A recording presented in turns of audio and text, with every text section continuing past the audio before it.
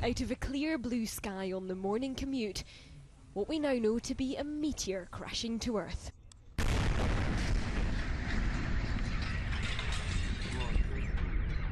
This is what it feels like when a double-decker-sized chunk of rock hits the ground.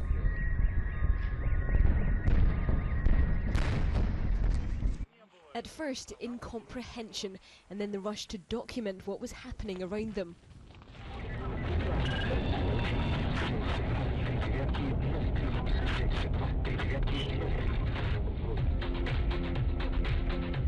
It happened just after 9 in the morning. This footage recorded on a dashboard camera to the surreal backtrack of the car stereo.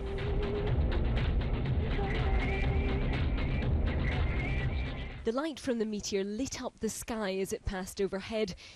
Scientists say it entered the Earth's atmosphere at 33,000 miles per hour.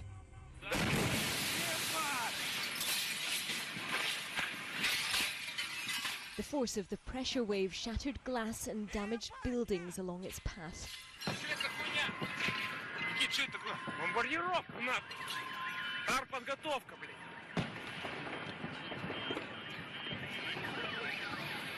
Most of the injured were treated for cuts and bruises caused by shards of glass and rubble.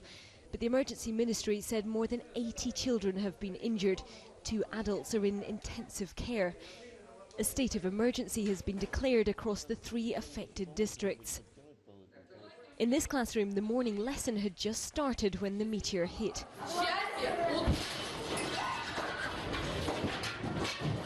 Teachers led their children out into the snow away from the broken glass.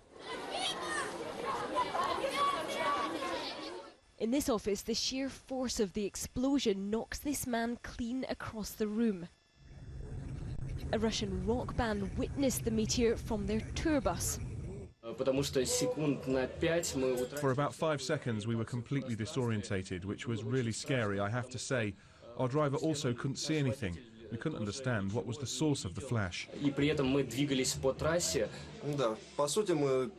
It was incredible. It was very much like a nuclear explosion, minus the radiation. The Russian Academy of Sciences puts the size of the meteor at around 10 tons. They say it shattered up to 32 miles above the ground. This is a pretty rare occurrence. Most meteors that we talk about actually completely burn up in the sky as shooting stars, as they're known. The only one on hand that I can point to that had similar sort of impact was in 1908 in Tunguska. So that gives you a sort of idea of how often these things actually happen. So normally when we expect meteors, we just expect pretty things in the sky and not to actually have an impact and certainly not to cause injuries. These are the first pictures of what's believed to be the main crash site, an 8-metre crater in the ice in a lake about 80 kilometres from the city centre.